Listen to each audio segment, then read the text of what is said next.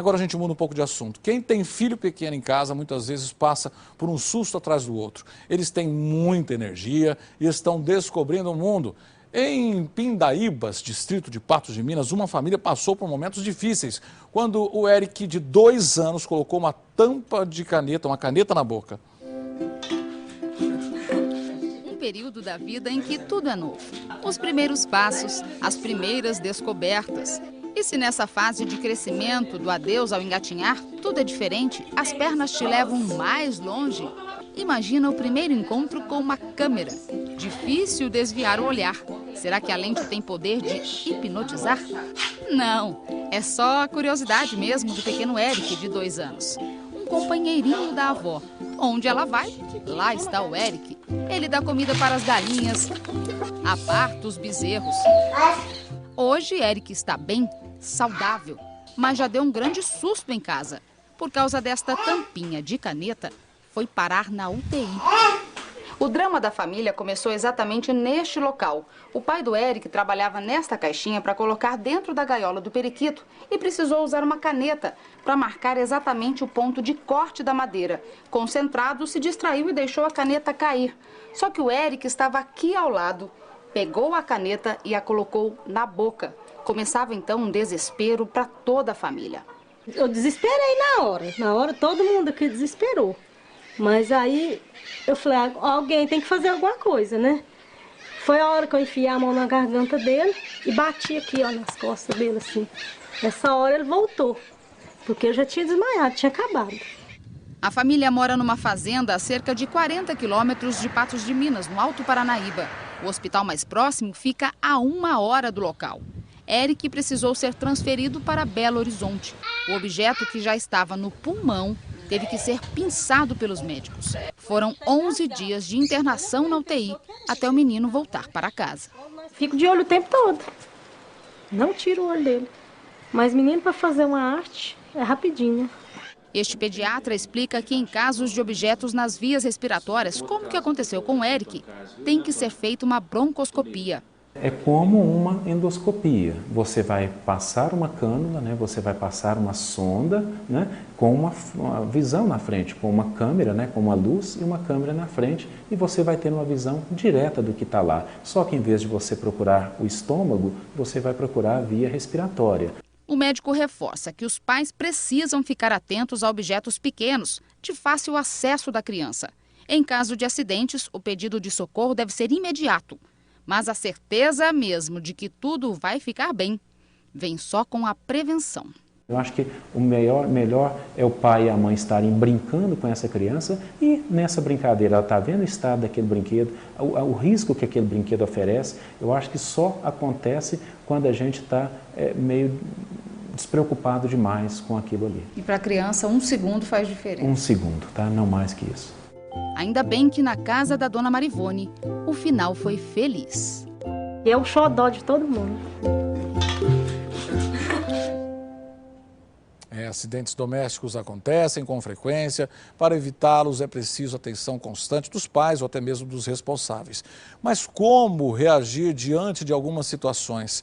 Aqui com a gente está a pediatra Lídia Mayrink, né, que vem falar para a gente sobre essa questão. Boa tarde, muito obrigado por estar aqui. Nós vimos aí essa questão que ele aspirou. Nesse caso, foi retirado, tivemos um final feliz.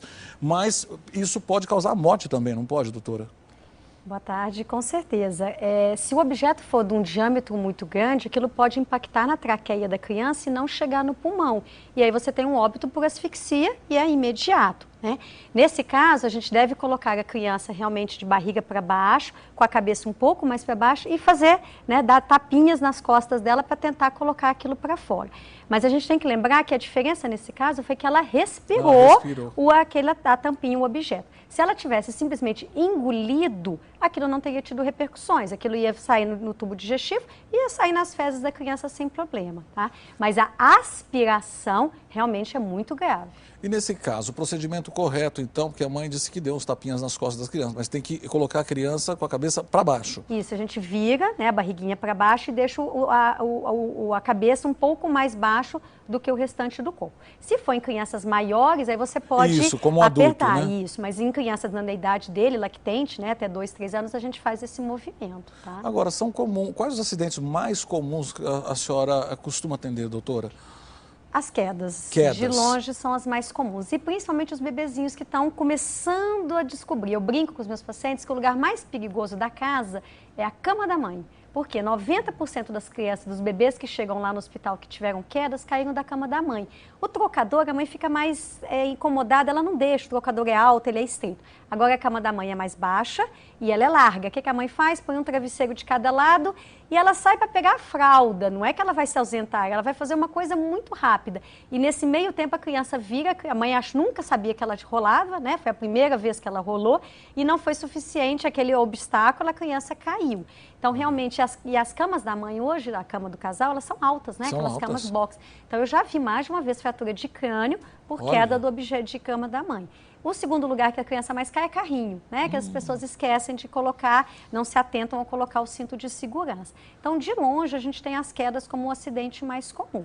E menos, graças a Deus, menos comum, tem a questão da queimadura, dos acidentes por imersão, né? Principalmente no banho, então tomar cuidado com a água da banheira, não ser uma água muito quente, nunca manusear um objeto, um líquido quente, um café, alguma coisa no fogão com a criança no colo, para evitar as queimaduras. Doutora Lídia, a questão do andador é perigoso? Como ficou essa questão até hoje? Então, só para você ter uma noção, no Canadá, desde 2007, é proibido vender andador. Inclusive, fazer propaganda e qualquer comércio do andador. No ano passado, em 2013, nós tivemos isso aqui no Brasil, né? A Sociedade Brasileira de Pediatria, ela emitiu um documento falando que o andador ele era desnecessário e perigoso. Então, o andador, alguns lugares aderiram, mas acabou que isso ainda não ficou uma lei totalmente estabelecida. Mas ele está proibido, mas a gente ainda vê vendendo, tá? Qual que é o problema do andador? Primeiro, não acelera a criança a andar, que é o que a mãe quer, né? Pelo contrário, no andador a criança só senta e balança as perninhas. Aquilo não é andar, né? Aquilo é só se locomover. Então, não ajuda a andar, pode até atrasar, mas o maior problema não é esse. O maior problema é o risco do acidente. Porque quando você cai, a criança ela desmonta, cai primeiro o bumbum, depois o braço, depois vai a cabeça. O andador, a criança cai em bloco. Então, a cabeça é a primeira coisa que vai para o chão e absorve todo o impacto da queda, né? Eu já vi fratura de crânio, fratura de clavícula por causa de andador, porque às vezes tinha um degrauzinho e a mãe descuidou e a velocidade, que a criança adquire é muito alta. É igual você pegar a chave de um carro e dar para uma criança de 10 anos, ela não consegue se organizar naquela velocidade, então ela adquire uma velocidade que ela não consegue, né, controlar. A gente agradece a participação da doutora Lídia aqui com a gente. Ficam aí então as dicas, né, para evitar acidentes. Mais uma vez, muito obrigado, doutora. Obrigada.